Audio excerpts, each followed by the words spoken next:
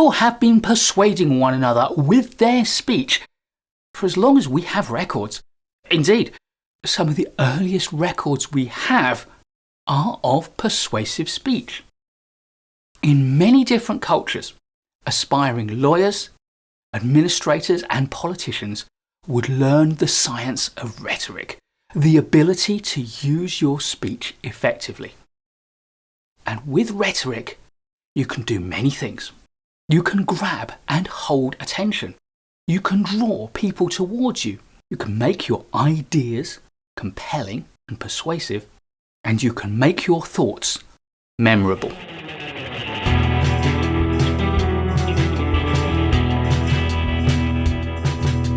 In classical rhetoric, there are a huge number of figures of speech, techniques we use to draw attention in a pleasurable way to the important things that we're saying.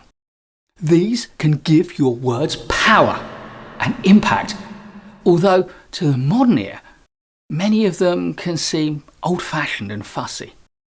Perhaps it's not surprising that they're sometimes referred to using the metaphor, and metaphor of course is a rhetorical technique, using the metaphor of flowers of rhetoric. However, some of these figures are still used commonly and still have a huge and positive impact on the words and the ideas we're trying to convey. Let's start with repetition. At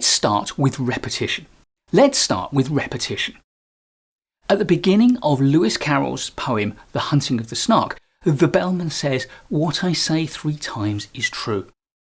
And this serves to underscore the power of repetition in our rhetoric. Repetition creates emphasis and it draws attention to the thing that's being repeated. And that repetition not only reinforces it in memory, but starts to build a conviction that it is correct. It sounds confident and it's emphatic. Repetition also creates a rhythm, which is pleasing to listen to. Education, education, and education. And there is no rhythm that sounds as good to the human ear as threes. And therefore, threes themselves are a rhetorical technique. 3 words, 3 sentences, 3 phrases. Or maybe you use your threes to give 3 ideas, 3 alternatives, or 3 repeats of the same idea. Threes always sound good, so much so that when Winston Churchill spoke of blood, toil, sweat and tears, his phrase is now remembered as blood, sweat and tears, a 3. The third rhetorical technique I want to talk about is opposites. This or that, yes or no. We are poised on the edge of greatness or of defeat. Politicians love pairing opposites almost as much as they love threes. And it's because they're a great way to emphasize the choices that your listeners have to make. Of course, opposites don't always have to be different. They can be the same. See what I did there? A more obvious example? Fewer pesticides, healthier food. You can use your opposites to emphasize comparisons, this with that, or contrasts, this or that, or contradictions, this, not that. Fourth is questions. What happens when you hear a question? That's right. Brain engages into gear. It starts thinking about a possible answer. That means I've got your attention and I've focused your attention where I want to focus it. Asking a question and waiting for the answer is a great way to guide a conversation. But sometimes you can't or don't want to interrupt your flow. So what do?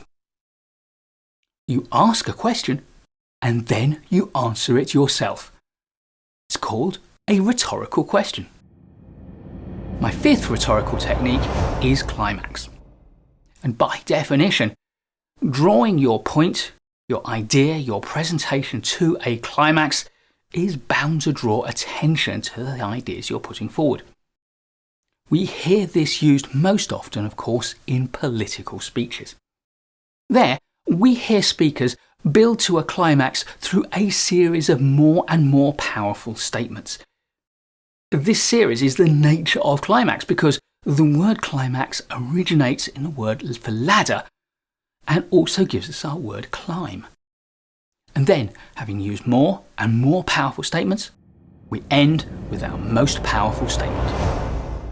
Now, I've given you 5 powerful rhetorical techniques, but how do we put it all together? How do we structure our rhetoric to create a compelling, persuasive argument? Well, the great Roman orators like Marcus Tullius Cicero perfected the art of oratory towards the end of the classical era. Their techniques were studied and documented throughout the Middle Ages. If we set aside unfamiliar Latin terms, the structure that Cicero used was simple. You can still hear it in many modern speeches. Importantly, it can also work for many business presentations. And if you listen carefully to the 6 steps, you'll spot within them the 3 components of a persuasive argument that Aristotle gave us, which I discussed in an earlier video: ethos, or character, logos, or reason, and pathos, or emotion. The first step is the introduction, and your introduction serves 2 purposes. The first is to hook your audience's interest, to whet their appetite, and the second is to demonstrate your character to show that you, as a speaker, are worth their time in listening to you. Step 2 is the narration, and this is where you tell the story. Great orators turn their ideas into compelling stories because human beings are story-loving animals. Keep it short, keep it simple, and arrange the important facts into a logical sequence that makes it easy for your audience to follow. I think of this as being compelling. It compels them from one idea to the next. They don't want to get off the train. At this stage, you don't want to shock them, you don't want to confuse them. You want to introduce them to the basic ideas gently so that they feel they really understand what's going on. Often, the simplest and best way to build a simple, straightforward argument is to tell the story in chronological order, in the order in which things actually happened. Step 3 is division, and this is where we can start to introduce some stakes and excite our audience a bit. Here, you can use something surprising, shocking, astonishing, something that will hook your audience's real emotions and divide them, perhaps, on what is really going on. The complication that you introduce here is fundamentally the reason why you need to speak. So, it could be contentious or it could be important in some other way. However, whichever it is, this is going to form the basis of your argument in later parts of your speech. Set out points of agreement between yourself and your audience, or between yourself and the other party, and set out the things that divide you, the points of disagreement between yourself and your audience, or between yourself and the person you are arguing against. Critically, you also need to set out why the difference matters. Is it about values? Is it about morality? Is it about ethics or beliefs, rights or fairness or interpretation or expediency or just plain practicality? There will no doubt be a lot of points that you could make, but limit the number of points that you do make so that you can focus on the big issues. If you don't do this, there's the possibility that you will overwhelm your audience with too many ideas, or leave them with the impression that you're obsessed with trivia and somewhat small-minded. To be most effective, 3 is always a good number of points to set as your maximum. Step 4 is proof. And now's the time to make your case with logic and reason. Present your evidence rationally and demonstrate why you are right. There are 4 common bases for proof, which, in order of diminishing impact, are 1. Empirical demonstration, 2. Logical deduction, 3. Reasoned thought, and 4. Common knowledge and practice. Beware the last of these. It is by far the weakest, not least because common knowledge and practice change as societies and cultures evolve, and what once seemed self-evident and obvious may, in future times, look outrageous and frankly balmy. Step 5 is refutation. And if you are making an argument, there is no doubt that your opponent will dispute it, and they will have a dozen good reasons why you are wrong. In the refutation stage, your job is to identify all of the arguments that your opponents could and would make, to make those arguments yourself, and then to address them effectively. The more you can list every objection and effectively counter all of them, the more you will dilute the impact of your opponent's objections when they come to make them. Their arguments will seem weak, and by comparison, yours will seem strong. This is a technique that is beloved of salespeople. It's called emptying the hopper. Salespeople will identify all of the possible objections to the sale and address them. They will ask the person they're aiming to sell to for any further objections and address all of them, knowing that when there are no more objections, there's no barrier to making the sale. Ideally, however, in rhetoric, you should address your opponent's potential objections before they get to make them.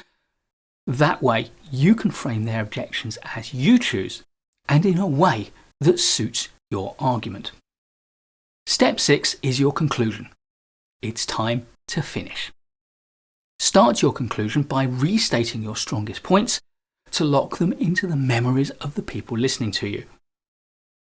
There's an old and effective formula for a good speech. Tell them what you're going to tell them it, and then tell them what you told them. Then use an emotional message to hammer home the power of your point. Combine this with a ladder of increasingly powerful language and stronger points to create a climax, and then stop. Please do give a thumbs up if you like this video. I'll be creating loads more great management courses content for you, so please do subscribe to the channel and hit the notification bell so you don't miss any of it. I look forward to seeing you in the next video, and in the meantime, keep learning.